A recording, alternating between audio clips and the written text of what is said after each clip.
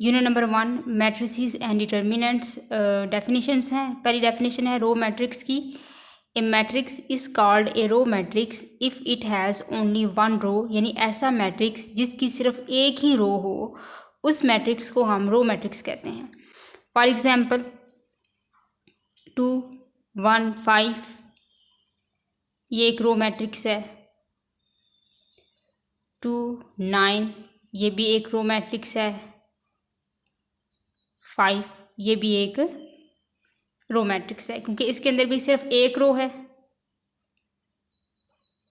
और इसमें भी सिर्फ एक रो है और इसमें भी सिर्फ एक रो है। Column matrix, a matrix is called A column matrix if it has only one column, यानी ऐसा मैट्रिक्स जिसके अंदर सिर्फ एक ही कॉलम मौजूद हो, उस मैट्रिक्स को हम कॉलम मैट्रिक्स कहते हैं। फॉर एग्जाम्पल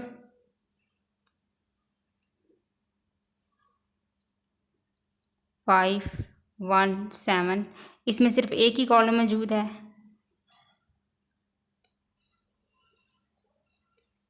3 एंड 0 इसमें भी सिर्फ एक ही कॉलम मौजूद है और इसमें भी सिर्फ एक ही कॉलम मौजूद है।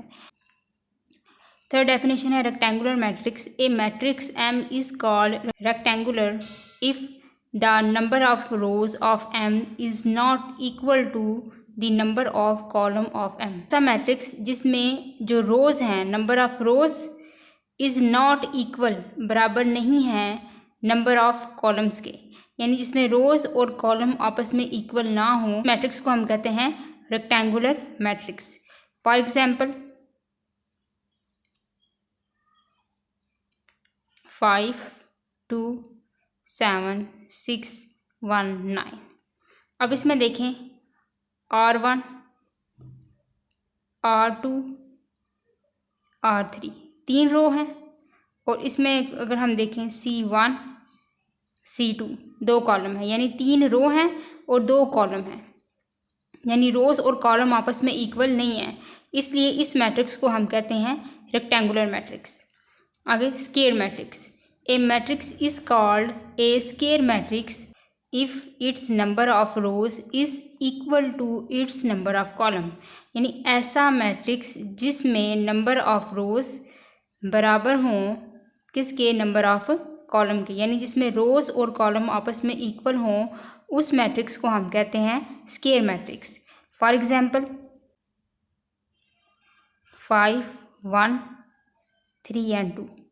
अब इसमें देखें R1 R2 दो रो हैं, C1 C2 दो कॉलम है, यानी रो भी इसमें, रोज़ भी इसमें दो हैं, कॉलम भी इसमें दो हैं, तो इस मैट्रिक्स को हम कहते हैं square matrix. Null or zero matrix. A matrix M is called a null or zero matrix each of it entries is zero. ऐसा कॉलम जिसमें जितने भी नंबर्स हैं वो सारी, फॉर एग्जाम्पल एक मैट्रिक्स है, उसमें जितने भी नंबर्स हैं वो सारे क्या हों, इक्वल टू ज़ीरो हों, तो उस मैट्रिक्स को हम कहते हैं zero matrix. Transpose of a matrix. A matrix obtained by changing the rows into column or column into rows of a matrix is called transpose of that matrix, यानी ऐसा matrix जिसमें हम रोज़ को कॉलम में तब्दील करते हैं या कॉलम को हम रो में तब्दील करते हैं, उस मैट्रिक्स को हम कहते हैं transpose of a matrix. Exercise 1.2 question number 1, identify unit matrices, row matrices, column matrices and null matrices. हमने बताना है कि यूनिट मैट्रिसेस कौन से हैं, रो मैट्रिसेस कौन से हैं, कॉलम मैट्रिसेस कौन से हैं और नल मैट्रिसेस कौन से हैं। A that is equal to 0 0 0 0। अब इसमें जितने भी नंबर्स हैं ये सारे क्या हैं, ये सारे ही ज़ीरो हैं, तो उस मैट्रिक्स को हम कहते हैं ज़ीरो मैट्रिक्स।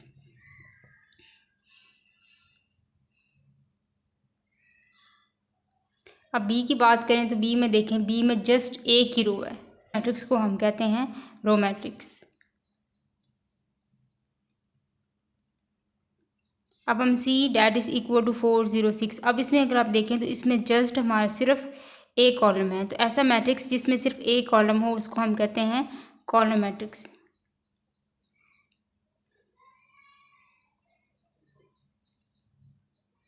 अब D that is equal to 1 0 0 1 1 0 0 1, अगर इस तरह का मैट्रिक्स हो तो इस मैट्रिक्स को हम कहते हैं यूनिट मैट्रिक्स।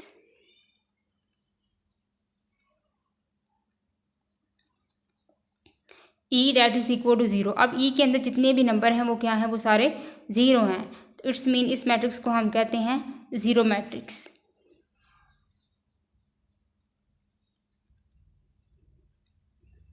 अब F that is equal to 5 6 7, अगर आप इसमें भी देखें तो इसमें भी क्या है, सिर्फ एक ही कॉलम है, तो इस मैट्रिक्स को हम कहते हैं कॉलम मैट्रिक्स।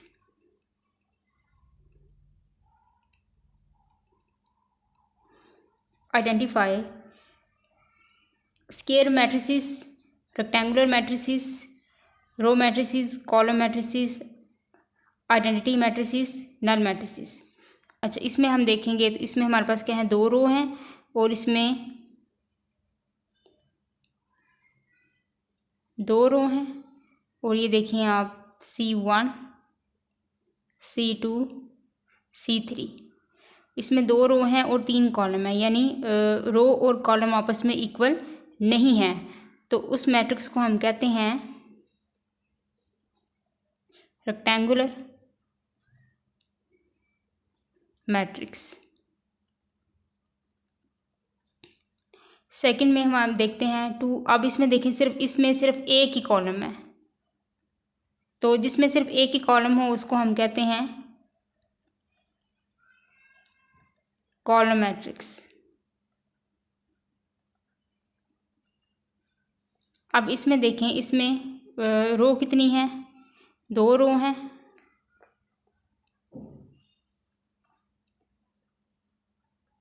और कॉलम इसमें कितने हैं, दो रो हैं और कॉलम भी इसमें दो हैं। तो ऐसा मैट्रिक्स जिसमें रो और कॉलम आपस में इक्वल हों उस मैट्रिक्स को हम कहते हैं स्क्वायर मैट्रिक्स।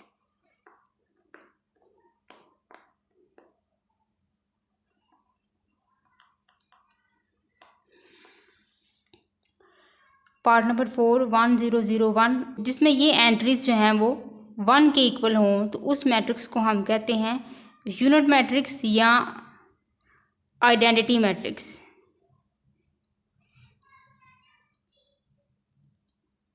पार्ट नंबर 5, अब इसमें देखें, इसमें रोज़ हैं R1 R2 R3, तीन रोज़ हैं और इसमें कॉलम कितने हैं, C1 C2, तीन रो हैं दो कॉलम है, यानी रोज़ और कॉलम आपस में इक्वल नहीं है, इसलिए इस मैट्रिक्स को कहते हैं रेक्टेंगुलर मैट्रिक्स।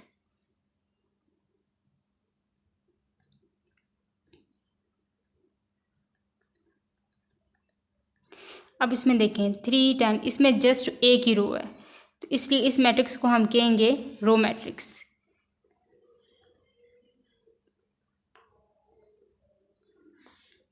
सेवन में इसमें देखें तो इसमें जस्ट एक ही कॉलम है, तो इसलिए इस मैट्रिक्स को हम कहते हैं column matrix.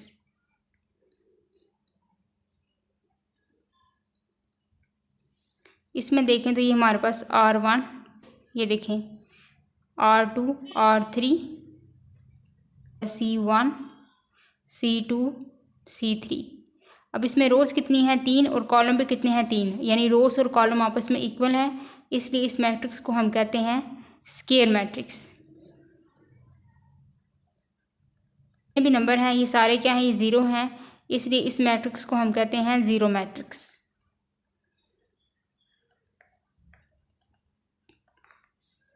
Question number 3, identify scalar diagonal unit matrices. अब देखें A that is equal to 4 0 0 4, अब इसमें ये जिसमें ये डायगोनल जो हैं वो ये क्या हो, बिल्कुल सेम हो, जिस तरह यहाँ पे 4 है यहाँ पे 4 है, तो इस मैट्रिक्स को हम कहते हैं स्केलर मैट्रिक्स।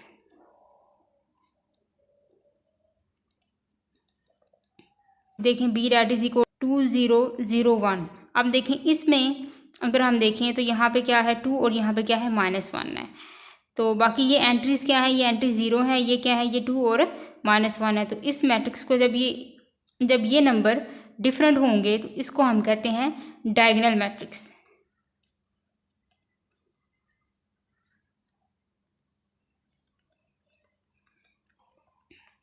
अब सी देखें 1 0 0 1। अब इसमें देखें कि नंबर क्या है, ये 1 1 के नंबर 0 होंगे। इस तरह के मैट्रिक्स को हम कहते हैं यूनिट मैट्रिक्स या आइडेंटिटी मैट्रिक्स।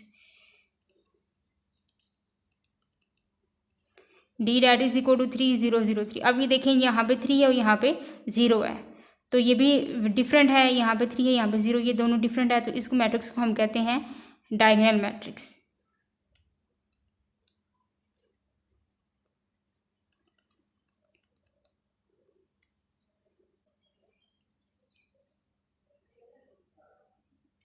फाइव में से -3 करें 2 0 0, 1 में 1 को प्लस करें 2, तो ये देखें ये यहाँ पे भी 2 और यहाँ पे भी 2। अब ये क्या है, ये दोनों क्या है, ये दोनों यहाँ पे 0 होंगे और यहाँ पे क्या है, दोनों सेम है, तो इसलिए इस मैट्रिक्स को हम कहते हैं स्केलर मैट्रिक्स।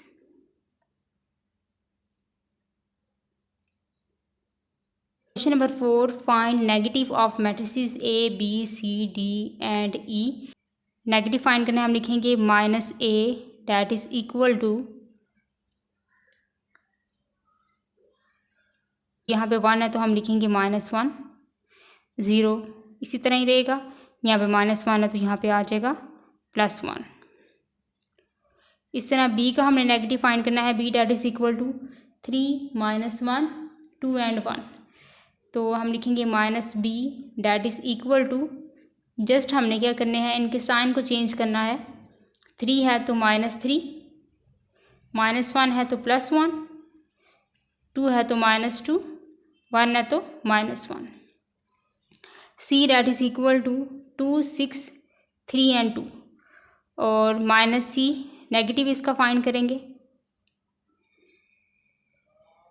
तो इधर 2 है तो हम लिखेंगे -2, 6 है तो -6, 3 -3 और 2 की जगह पे हम लिखेंगे -2। अब हमने D का नेगेटिव फाइंड करना है, हम लिखेंगे -D that is equal to, -3 की जगह +3, +2 की जगह -2, +4 की जगह +4 और 5 की जगह -5। अब E को हम लिखेंगे -E that is equal to, 1 है तो -1, -5 को 5, -2 और यहाँ से हो जाएगा ये -3। Question number 5, find the transpose of each of the following matrices. तो ए हमारे पास क्या है 0 1 -2, और ट्रांसपोज की हमने डेफिनेशन पढ़ी थी कि हम रो को कॉलम में और कॉलम को रो में तब्दील करते हैं। अब ए हमारे पास क्या है, A that is equal to 0 1 -2, हमने इसका AT फाइंड करना है। AT फाइंड करने के लिए अब हमारे पास क्या है, कॉलम में है, तो हम इसको क्या करेंगे, रो में लिखेंगे 0 1 और यहाँ से -2। इस तरह हमारा B का ट्रांसपोज हमने फाइंड करना है, तो हम लिखेंगे, अब ये रो में है तो हम इसको किस में लिखेंगे, कॉलम में, 5 1 -6। इस तरह हमारे पास C that is equal to 1 2 2 -1 3 and 0, C T that is equal to, ये रो में है इसको कॉलम में लिखेंगे 1 एंड 2। अब ये रो में है इसको कॉलम में लिखेंगे 2 एंड -1, ये रो में है इसको कॉलम में लिखेंगे 3 एंड 0। इस तरह D है हमारे पास, D transpose that is equal to, अब ये रो में है इसको कॉलम में लिखेंगे 2 एंड 3, ये रो वाइज है इसको कॉलम में लिखेंगे 0 एंड 5। अब E that is equal to 2 3 -4 और 5, E का ट्रांसपोज फाइंड करेंगे। ET that is equal to, अब ये रो में है इसको कॉलम में लिखेंगे, और ये रो में है इसको हम कॉलम में लिखेंगे -4 और 5। इसी तरह हमने FT फाइंड करना है, F का transpose,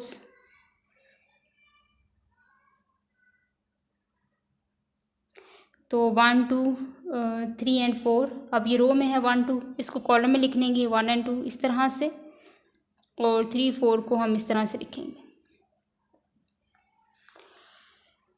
question number 6, verify that if A that is equal to 1 2 0 1, B that is equal to 1 1 2 0, then हमने फाइंड करना है ए ट्रांसपोज का transpose that is equal to A, B transpose का transpose that is equal to B. सबसे पहले हम क्या करेंगे, ए लेंगे। ए किसके इक्वल है, A that is equal to, यह है 1 2 0 1, 1 2 0 1। फिर हम ए का ट्रांसपोज लेंगे, हम इसी तरह लिखेंगे 1 2 0 1 transpose A transpose that is equal to, अब ये रो में है हम इसे कॉलम में लिखेंगे, इस तरह ये रो में हम इसको कॉलम में लिखेंगे। अब दोबारा हमने लेना है क्योंकि हमने ये चीज़ फाइंड करनी है। अब इसको अगेन लेंगे 1 0 2 1, तो अब ये रो में है हम इसको कॉलम में लिखेंगे 1 0 2 और 1। तो हम कह सकते हैं, आप देखें 1 2 0 1, और यहाँ पे देखें ए किसके इक्वल था 1 2 0 और 1, तो हम कह सकते हैं ए ट्रांसपोज का transpose that is equal to A, B that is equal to 1 1 2 0, अब बी का हम लेंगे transpose, B transpose that is equal to